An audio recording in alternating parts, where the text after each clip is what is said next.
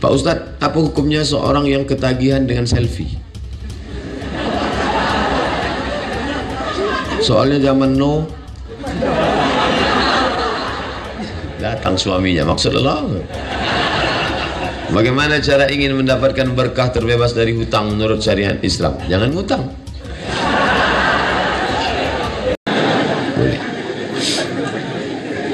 Innal malaikata, sungguhnya malaikat tidak masuk ke dalam rumah kalau di rumah itu ada berhala, patung.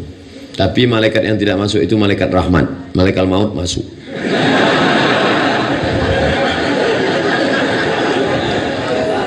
Kalau salat qada diperbolehkan, apa dalilnya? Falyusalliha idza dzakaraha. Falyusalliha idza dzakaraha. Man nama, siapa yang tertidur, au nasiya atau terlupa, falyusalliha idza dzakaraha. Hendaklah dia menunaikannya ketika dia ingat. Ini dalil qada. Itu kan kalau tertidur dan terlupa. Bagaimana kalau memang dulu preman memang sengaja melupakan? Apa kata Imam An-Nawawi dari mazhab Syafi'i? Sedangkan tertidur dan terlupa saja di qada, apalagi sengaja. Di situ pengambilan dalilnya. Jadi jangan mengambil dalil tekstual nasyun. Ditempelengnya bapaknya.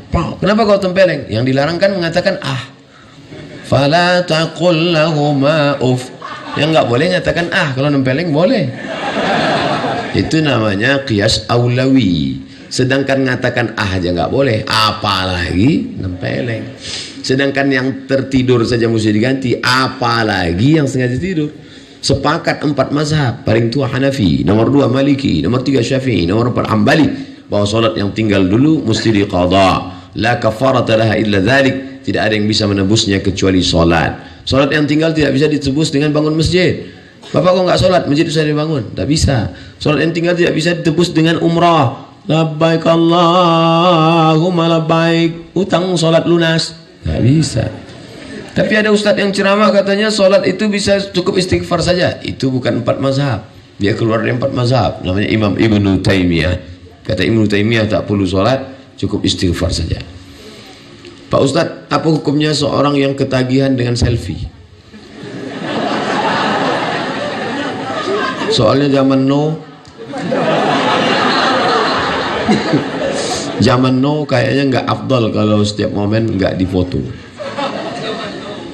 Ambil foto dari depan sekali, dari samping sekali, ambil foto sekali, ambil foto luar dari atas sekali, share. Sampaikan ke seluruh alam semesta, begini orang di Sukabumi memperingati Maulid Nabi. Begini orang di pesantren Az-Zainiyah memuliakan ulama. Untuk syiar dakwah, oke. Jadi Facebook, Twitter, BBM, WhatsApp itu untuk syiar dakwah, sebagai alat propaganda dakwah. Boleh, silakan. Tapi kalau habis waktu gara-gara untuk selfie, setiap hari selfie, sambil masak selfie, sambil makan selfie, habis makan selfie, masuk makan selfie, buang makanan pun selfie. Ini gimana ini? Pose-posenya pula tidak mendidik. Ini tak betul. Oleh sebab itu ibu-ibu yang ramai-ramai menunjukkan kami baru aja pengajian. Inti pengajian tadi adalah pertama tentang maulid, kedua tentang manaqib, ketiga tentang haul, ketiga tentang 4 milad. Boleh untuk syiar dakwah. Jamaah-jamaah bisa kenal sama saya dari mana? Ya dari Facebook, Twitter, BBM, WhatsApp. Kalau di satu daerah ada orang nggak kenal sama saya, dapat diyakini bahwa di situ tidak ada signal.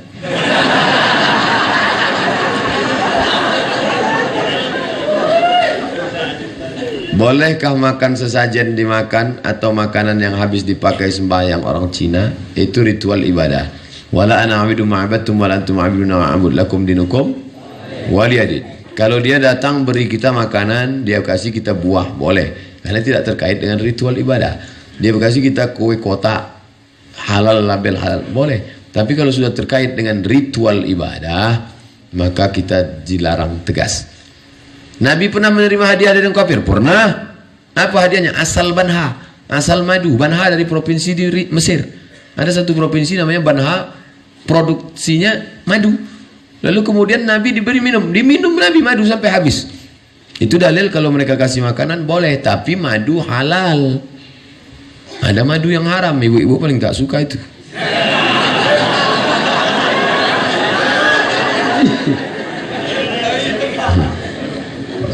Katanya kalau mau ngetes madu itu asli apa tidak, bawa pulang ke rumah. Kalau istri marah, asli itu katanya. Nah, oleh sebab itu maka kalau dia kasih, misalnya anak dia pesta nikah, Ustaz Somad, ya ini tetangga saya orang non muslim, anaknya nikah, boleh saya datang? Di mana nikahnya? Di gereja? Nggak boleh, karena ada ibadah ritual. Nikahnya di hotel, silakan datang. Sampai di sana ucapkan selamat, selamat mentu hidup baru. Jangan barakallahu lakum wa barakalaikum wa jama'a, itu doa untuk Islam. Dah, habis itu acara makan, boleh kami makan? Boleh, tapi dengan syarat ada 2 kemah, Islamic food. Yang ini kafir food. Kamu makan di sini tempat Islam, cateringnya catering Islam. Jangan mampir, nanti habis makan sini dia mampir ke sini. Loh, itu non muslim. Aku nggak makan dagingnya, kuahnya aja dikit.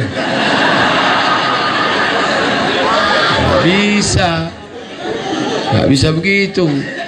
Ini harus kita jaga. Ini sekarang umat ini terbagi 2, ekstrim kanan, yang benar hanya saya, selain dari saya sesat, kafir. Ekstrim kanan, yang ekstrim kiri semua benar. Jingebel boleh, cap gome boleh, gongsi pacai boleh. Nggak bisa begitu. Masalah kita bersahabat dengan non muslim, ya kita NKRI, kebinekaan.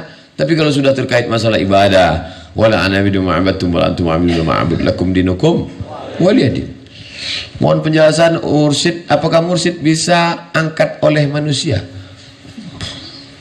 Nabi Muhammad diangkat oleh Allah Ta'ala melalui Jibril alaihissalam. Lalu kemudian sahabat bermusyawarah mengangkat khalifah, naiklah Umar Abu Bakar Siddiq. Itu diangkat oleh manusia. La tajtami ummati ala dalalatin. Tidak mungkin umatku itu berkumpul dalam kesesatan. Berkumpul beberapa orang mursyid, lalu mengangkat mursyid menurut ilmu mereka, pandangan batinnya. Ittaqu firasatal mu'min, hati-hati terhadap firasat orang beriman. Fa innahu yanzuru binurillah, dia memandang dengan pandangan Allah. Menurut hematku ini yang layak diangkat. Tapi dia mengangkat dirinya sendiri tak bisa. Siapa yang mengangkat kamu? Ana. Yang selalu menyebut ana dalam Al-Quran itu ada 4. Yang pertama, ana rabbukumul a'la, iblis. Yang kedua, innama innama utituhu ilmin ala indi ana Qarun. Yang kedua, yang ketiga, ana khairum minhu, iblis. Maka kalau ada orang mengatakan sedikit-sedikit, siapa namanya? Ana, saya. Bro, yang selalu nyebut aku itu ada 4. Yang pertama iblis, yang kedua Fir'aun, yang ketiga Qarun, yang keempat ente. Diangkat oleh orang yang berilmu. Apakah semua muslim wajib bertarekat? Tarekat itu jalan, cara. Jadi kata Syekh Said Mansi, Syekh Said Mansi Al-Hasani Al-Maliki, murid dari Syekh Muhammad Alawi Al-Hasani Al-Maliki, murid Said Alawi. Saya ketemu Said Alawi tahun 2000 waktu haji. Setelah itu beliau meninggal di Makkah. Beliau punya murid namanya Said Mansi Al-Hasani Al-Maliki. Lalu ada pertanyaan, Syekh, apakah orang mesti bertarekat? Kata beliau, semua kita ini bertarekat. Lalu tarekat apa? Itu banyak. Ada tarekat Sanusiyah, ada tarekat Ja'fariyah, ada tarekat Syaziliyah, ada tarekat Naqsyabandiyah, ada tarekat Qadiriyah. Kemudian Syekh Al-Imam Khatib Sambas mengkombinasikan antara tarekat Qadiriyah dengan Naqsyabandiyah. Tapi beliau orangnya tidak takbur, dia tidak bawa nama dia, maka dia buat TKN, tarekat Qadiriyah wa Naqsyabandiyah, jalan. Lalu saya, tarekat kita ini apa? Kata murid bertanya kepada Said Mansi, tarekat kita ini tarekat Alawiyah, Sadatil Alawiyin, yaitu menuntut ilmu, belajar. Nah, jadi mesti berguru. Sebenarnya ketika orang berguru, punya guru, punya kitab, dia sedang bertarekat, dia sedang jalan. Hanya saja jalan ini ada yang naik mobil, ada yang naik pesawat, ada semua yang datang kemari sampai. Ada tadi yang naik sepeda, ada yang naik ojek, ada yang naik gojek, ada yang naik grab, ada yang naik kapal selam, ada yang semua sampai. Oleh sebab itu maka ikutlah. Tapi menurut saya yang paling cepat cocoknya ini, itu ijtihad dia. Nah, ini tentang masalah tarekat itu artinya jalan. Jalan apa? Jalan menuju Allah. Perjalanan itu maka disebut dengan Sayrus Salikin. Satu kitab ditulis oleh Syekh Abdul Somad Al-Falimbani. Falimbani orang Palembang. sayrus salikin, perjalanan para salik, jalan menuju Allah Subhanahu wa taala, sampai akhirnya dia diundang oleh Allah, ya ayyatuhan nafsul mutmainnah irji'i ila rabbiki radiyatan mardiyah fadkhuli fi ibadi, nanti kau akan masuk bersama hamba-hambaku, wadkhuli jannati. Mudah-mudahan kita termasuk bersama dengan Pangersa Abah, Pangersa Uwa, dan para ulama-ulama insyaallah. Kalau boleh minta dalilnya Pak Ustaz, dalilnya umum, fas'alu ahla zikri, bertanyalah kepada orang yang tahu, in kuntum la ta'lamun, kalau kamu tak tahu. Maka Syekh Mursyid itu orang yang tahu dalam hal batin, dalam hal spirit, dia yang beritahu. Begitu sahabat bertanya kepada Nabi, tabi'in bertanya kepada sahabat, tabi'in bertanya kepada tabi'in. Karena kita begitu juga dengan mazhab, dalam fikih mazhab. Saya tak tahu, maka saya pakai mazhab Syafi'i. Menurut saya nggak perlu bermazhab itu Pak Ustaz. Berarti ente imam mazhab yang kelima. Orang yang mengatakan tidak perlu bermazhab, dia sudah buat mazhab kelima. Ana kerja di bank BUMN, bagian bersih-bersih. Apakah ana dapat dosanya juga Pak Ustaz?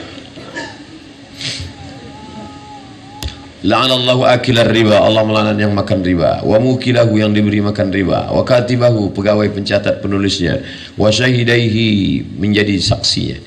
Saya sarankan carilah kerjaan lain yang tidak ada syubhat, yang bersih. Karena kalau kita makan yang syubhat, yang haram, menjadi hijab. Banyak pun kita berzikir terrinding gara-gara makan haram. Suatu ketika Ibrahim bin Adham makan korma. Biasanya bisa dia sholat Maghrib di Makkah, sholat Isya di Madinah. Malam itu tak bisa. Dia heran, kenapa? Padahal tak ada makan haram. Rupanya siang tadi dia makan, biasanya satu tumpuk korma itu 7. Dia beli, hari itu tukang jualnya salah hitung, dia buat 8. Makan satu saja yang begitu bisa rusak hijab kita dengan Allah. Jangan heran terhalang, gelap. Ilmu tasawuf bukan ilmu fikih, halal, haram, makruh, mubah. Tapi dia ilmu menjadi penghalang, al-wusul ilallah, al-arif billah, menjadi penghalang untuk mengenal Allah. Ini ilmu namanya zauq. La ya'rif man lam yazuq. Orang tak tahu kalau tak pernah merasakannya. Rasa, ilmu rasa. Bagaimana rasa Ustadz ketika minum teh di Jawa Barat? Pahit. Beda sama di Sumatera, tehnya manis. Lama saya termenung tadi, kenapa teh di sini tak ada yang manis? Sampai akhirnya nampaknya Kiai Aang tahu apa yang ada dalam hati saya. Beliau sendiri menjawab. Apa kata beliau? Ustaz, jangan heran kalau di sini teh tidak manis, karena orang Jawa Barat manis-manis. Wih, itu ternyata rahasia. Rasa tidak bisa diceritakan dengan kata, karena kata terlalu miskin untuk mewakili rasa. Oleh sebab itu ketika para ulama tasawuf bercerita tentang rasa, akhirnya dia didustakan orang. Anal haq. Maka disebut itu dengan syatahat. Syatahat. Allah fi jubbati, Allah dalam jubahku. Pada saat itu dia sedang bercerita tentang rasa. Bapak-bapak pun ketika cerita tentang rasa, istrinya nggak nyambung. Adinda, kan ku nanti kau 1000 tahun lamanya. Kata istrinya, abang bilang 1000 tahun, 50 aja udah batu. Karena rasa tidak bisa diwakili dengan, maka ungkapkanlah dengan la ya'rif man lam yadhuq. Oleh sebab itu, rasakan bagaimana makan nikmat, rasakan manisnya zikir. Tadi Kiai mengatakan bersenda gurau dengan Allah dalam hati orang beriman. Qalbul mu'min baina ashabi ar-Rahman. Hati orang beriman antara jari jemari Allah Subhanahu wa taala. Di dalam hati itu juga benci, dalam hati itu juga cinta, dalam hati itu juga marah, dalam hati itu juga bersemayam ma'rifatullah. Oleh sebab itu kita mau hati ini bersih, jangan sampai kena makanan riba, makan haram tadi. Kalla bal rana ala qulubihim. Ada satu titik dalam hati mereka, satu titik menodai hati mereka. Kalau kita beli kuali wajan putih dari aluminium, silver, yang pertama kali hitam adalah hatinya. Ketika kita letakkan mau masak dodol, yang pertama kali hitam adalah bagian tengahnya. Setelah lama-lama hitam-hitam, ujung-ujungnya telinganya pun hitam. Begitu juga kalau orang banyak makan haram subuhat ini, terus akhirnya hitam. Kalaupun dia punya jamaah, kalaupun dimuliakan orang, sebenarnya istidraj, sedang dimainkan oleh setan. Dipanjangkan umur, diberikan kuasa, diberikan jamaah banyak. Maka saya kalau sudah ketemu jamaah dalam hati saya, ini nikmat atau istidraj ini? Tadi keluar dari masjid, salam tadi. Dalam hati saya bilang, ini nikmat atau istidraj? Jangan-jangan aku sedang dimainkan Allah dengan suatu yang aku sangka nikmat padahal istidraj. Senantiasa muhasabah diri.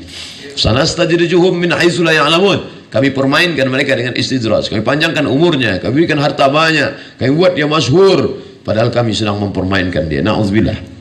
Senantiasa muhasabah diri. Senantiasa. Kalau kau sedang bersalaman dengan orang, tanganmu dicium orang, jangan pernah kau merasa kau lebih mulia. Orang yang mencium itulah lebih mulia. Karena dia sedang mengamalkan sunnah Nabi. Karena dia sedang memuliakan ulama. Adapun engkau belum tentu lebih mulia daripada dia.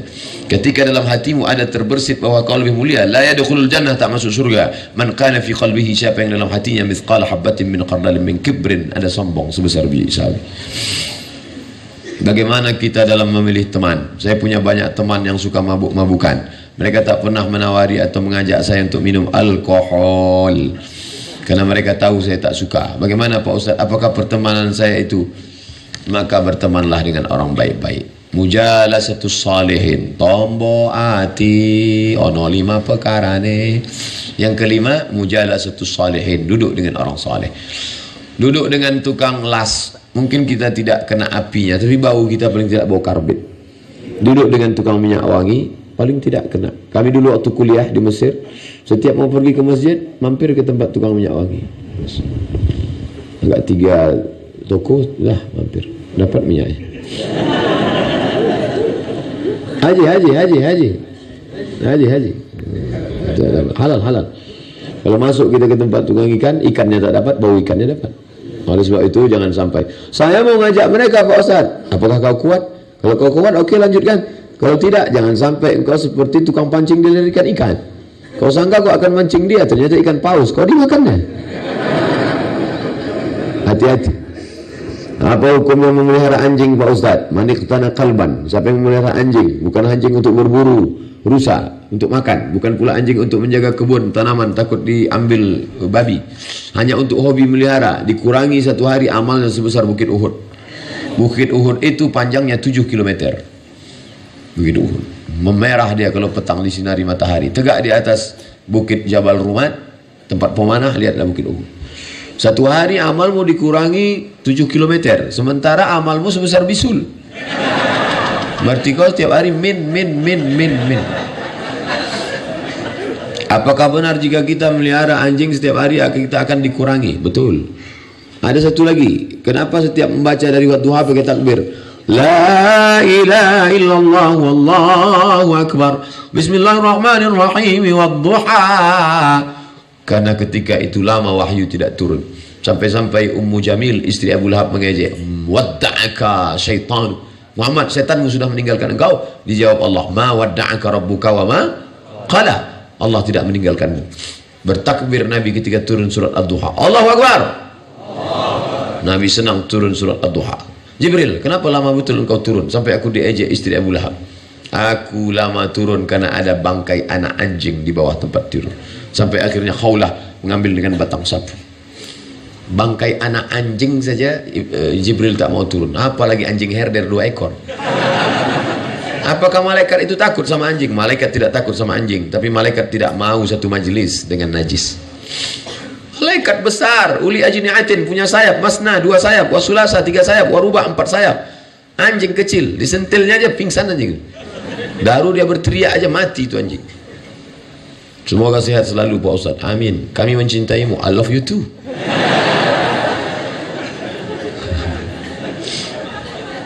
Kalau ada sahabat mengatakan uhibbuka fillah, aku cinta pada engkau karena Allah, jawabannya ahabbakallahu fima ahbabtani.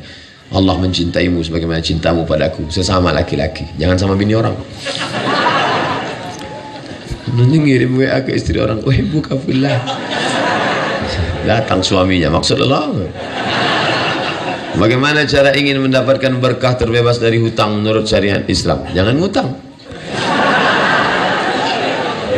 Dulu ketika gaji guru 1,5 juta, dia khusyuk mengajar di kelas. Gajinya 1,5 juta, dia khusyuk mengajar di kelas. Kenapa? Karena dia hidup zuhud dan tawadhu. Dia isi motornya bensin 5.000, dia bisa ngajar 3 hari. Khusyuk di kelas. Tapi setelah naik sertifikasi guru, maka guru bisa tidak khusyuk. Kenapa? Simbiotis mutualisme. Ada uang, ada barang. mulai dia kredit Avanza. Akhirnya pikirannya kacau, tidak fokus. Maka iqna, merasa cukup dengan pemberian Allah. Takun aghnan nas, kau akan menjadi orang yang sangat berkecukupan. Sekarang orang semua ngutang. Termos ngutang, piring ngutang, istri ngutang, mobil ngutang, rumah ngutang. Satu-satunya yang lunas istrinya itu. Aku nikahkan engkau dengan anakku dengan mahar seperangkat kitab suci Al-Quran tunai. Andai boleh hutang, ngutang juga itu. Dengan anakku dengan mahar kredit. Maka jangan pernah. Bagi yang sudah terhutang, maka berdoa. Nabi mengajarkan minta perlindungan dari 8. Allahumma inni a'udzubika minal hammi wal hazan wal ajzi wal kasal wal jubni wal bukhl wa dhala'id dayn wa ghalabatir rijal. Allahumma inni a'udzubika minal hammi, susah hati, wal kasal wal hazan, kesulitan, wal jubni, pengecut, wal bukhl, pelit. Wa Allahumma inni a'udzubika minal hammi wal hazan wal ajzi, lemah, wal kasal, malas, wal jubni, pengecut, wal bukhl, pelit, kikir, kedekut, wa dhala'id daini, dililit hutang, wa ghalabatir rijal, dikuasai orang lain. Bagaimana hukumnya pegadaian? Meminjamkan barang orang dipinjam oleh kita, apa hukumnya? Gadai masuk dalam satu bab fikih namanya rahan, babur rahni, bab gadai. Boleh gadai. Pak, minjam uang bapak 10 juta, saya takut nanti Ustaz larikan. Oke, kalau bapak takut, ini tanah saya 1 hektar sebagai jaminan, uang 10 juta. Nanti kalau sudah ada, saya kembalikan uang, saya balik. Ya, sementara uang saya pakai, maka tanah bapak pegang, jangan dipakai. Kalau dipakai, kullu qardin jarra naf'an fahuwa riba. Setiap pinjaman mengambil manfaat, maka manfaatnya itu riba. Meminjamkan barang orang lain yang dipinjam oleh kita. Meminjamkan barang orang lain yang dipinjam oleh kita. Kita minjam motor orang. Dah, motor dia kita pinjamkan ke orang. Nah, ini bahaya. Apalagi kalau dia suka melarikan. Jangankan motor, anak gadis orang pun dilarikannya. Apalagi motor. Ini tanggung jawab kita 2 kali lipat. Oleh sebab itu kalau tidak betul-betul amanah, jangan, bahaya. Bagaimana menyikapi seorang ayah yang anak-anaknya tidak bertanggung jawab? Menyikapi seorang ayahnya anak-anak yang tidak bertanggung jawab. Ayah tidak bertanggung jawab, maka di akhirat akan dituntut karena dia zalim. Ittaquz zulma, takutlah kamu perbuatan zalim. Fa inna zulma zulumatun yaumal qiyamah. Perbuatan zalim akan jadi kegelapan pada hari kiamat. Adapun anak-anak yang tidak bertanggung jawab pada orang tua. Ustaz, ya, emak kami sudah meninggal, terus ayah kami tidak kami kasih nikah. Oh, ini bahaya. Kalau kamu berbakti kepada ayahmu, maka nikahkan, cari. Kalau kamu takut ayahmu mencari, kamu yang mencarinya. Ini seorang bapak mengadu kepada Ustadz. Apa kata anaknya? Papa nggak usah bingung ya. Nanti papa kalau mau terbang ke Singapura ada kakak, mau terbang ke Surabaya ada adik, mau terbang ke Jakarta ada. Apa kata bapaknya? Kalian terbang saja yang kalian pikirkan. Kemana aku hinggap kalian tak pikirkan. Maka berbakti pada orang tua. Berbakti pada orang tua, senangkan hatinya. Kalau ada pecandu narkoba, pezina, di dunianya dia senang, bahagia. Hukumannya di akhirat nanti. Tapi kalau ada orang durhaka pada orang tua, hebatnya hukuman durhaka. Orang durhaka pada orang tua, di dunia dapat, di akhirat dapat. Pasti itu, anaknya pasti durhaka. Makanya yang paling berbakti pada orang tua ini siapa? Keluarganya Jet Li, Chow Yun Fat, dan Jackie Chan. Cina-Cina itu berbakti pada orang tua. Saya pergi ke mall di Malaysia, ceramah seminggu, hari terakhir kita main ke mall Pak Ustaz. Oke, saya lihat di lantai atas orang-orang tua jompo banyak sekali, disuap sama anaknya makan. Ternyata anak-anak mereka mau meliburkan diri 1 hari untuk menyiapkan, karena mereka percaya menyenangkan hati orang tua akan menurunkan rezeki. Ayah hoki lah, ayah cincai-cincai lah, kencong-kencong lah. Senang hati mereka. Senangkan hati orang tuamu. Kalau masih hidup dia di rumah, belikan kain, belikan baju, belikan makanan, belikan. Senangkan hatinya.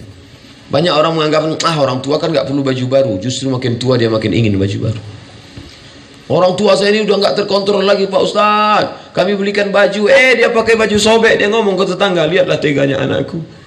Kami berikan makanan, dia ngomong ke tetangga, anakku gak ngasih makan. Sabar. Karena dia sudah sampai ila ayyuradda ila adzalil umur, usia hina. Tak lagi bisa membedakan mana makanan, mana kotoran. Dia sudah pikun, mukhtalid. Oleh sebab itu jaga dia. Bagaimana menghadapi orang tua ni Pak Ustaz? 3 jurus. Diam. Lagi diam. Lagi diam. Orang tua seperti Quran buruk, dibaca tak terbaca, dibuang berdosa. Orang tua seperti Quran buruk, dibaca tak terbaca, dibuang berdosa. Lalu gimana? Biarkan aja sampai hilang sendiri. Jangan sampai kau durhaka pada orang tua. Ustaz enak aja ngomong. Memangnya Ustaz nggak punya orang tua? Orang tua saya ada. Umurnya 70 tahun, mak saya.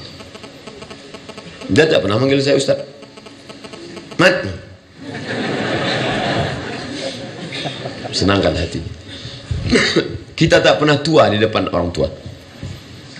Kita walaupun sudah 40 tahun umur saya, di hadapan orang tua itu tetap anak yang baru pandai berjalan, yang sedang lucu-lucunya dulu. Maka jangan pernah kita menceramahi orang tua kita. Jangan mentang-mentang udah ngaji, mentang-mentang udah ustaz panggil orang tua, papa, mama sini, assalamualaikum warahmatullahi wabarakatuh. Jangan. Jika ada seorang mu'alaf yang kelaparan di suatu kampung hingga merasa putus asa, mencoba kembali lagi pada keyakinan, tanggung jawab siapa? Tanggung jawab kita. Makanya setelah kita Islamkan dia, bukan sekedar kasih kain sarung, kasih mukena, buatkan mu'alaf center. Di Pekanbaru kita buat mu'alaf center, ada pengajiannya, ada buka bersama, diberi buku, diberi kajian. Ada absennya. Dia, si Anu kemana posisinya sekarang? Masih Islam atau sudah murtad? Si Anu gimana? Nah, ini. Kalau tidak, ini tanggung jawab kita semua bersama. Jangan sampai setelah itu dia hilang, tiba-tiba dia kembali ke agama yang lama. Na'udzubillah. Ayyadiyallahu bika rajulan wahidan khairum min humurin na'am. Satu orang dapat hidayah karenamu lebih baik daripada seekor unta yang merah, kendaraan termahal zaman Nabi. Satu orang dapat hidayahmu. Ini dulu negeri bukan mayoritas orang santri, tapi mayoritas orang-orang tidak baik. Kemudian berapa orang dapat hidayah karena Kiai Haji Zainul Abidin Bazul Ashab tiba-tiba menjadi negeri santri. Maka ini menjadi pelajaran penting buat kita santri-santri, tanamkan keyakinan, baca biografi Tuan Guru, baca biografi Pangersa baca biografinya, bawa, tenang. Itulah gunanya kita baca. Kadang kita lupa, makanya baca manaqib, baca manaqib, baca manaqib. Untuk apa? Membangkitkan semangat kita lagi bahwa oh ternyata dia dulu kemari. Ini pesantren langsung besar begini atau gimana? Dulu hanya bangunan kecil Pak Ustaz. Kemudian berkembang menjadi 8 hektar. Akan ada perluasan tanah. Dari mana didapat bangunan mewah, megah, besar, cantik seperti ini? Dari mana? Perjuangan panjang. Maka ini semua harus kita jadikan sebagai cambuk dalam diri kita. Bagaimana hukumnya seorang murid mencium tangan guru mursyidnya? Sedangkan mereka bukan mahram. Begitu pula dengan sesama rekan. Tadi beberapa jamaah bersalaman dengan saya, dia kasih kain. Dia kasih kain, hail namanya, pembatas. Di situ saya pahami bahwa orang tarekat Qaririyah Naqsabandiyah diajarkan mursyid gurunya. Karena beberapa yang saya lihat dimasukkannya tangannya gini, Ustaz. Nah, kalau ada sini tak bersentuh, ya tak apa-apa, tak bersentuh. Saya termasuk yang bagian. Tapi kalau ada yang membolehkan, mungkin dia tengok dalil lain. Tapi dari beberapa yang bersalaman tadi saya lihat dia pakai berarti ternyata diarahkan untuk wallahu a'lam bishawab. Itu yang dapat saya sampaikan, yang baik-baik dari Allah Ta'ala, yang tak baik dari hamba Allah yang dhaif. Saya sampaikan jam 11, sekarang jam 12.40, berarti saya ceramah 60 tambah 40 pas 100 menit. Masya Allah, seperti di setting saja. Kedatangan saya, orang-orang yang saya temui pas ulang tahun yang ke-37, buku saya juga 37 masalah populer. Masya Allah, umur juga 37. Oh enggak, umur udah 40. Mudah-mudahan semua yang kita lakukan ini menjadi amal saleh insyaallah.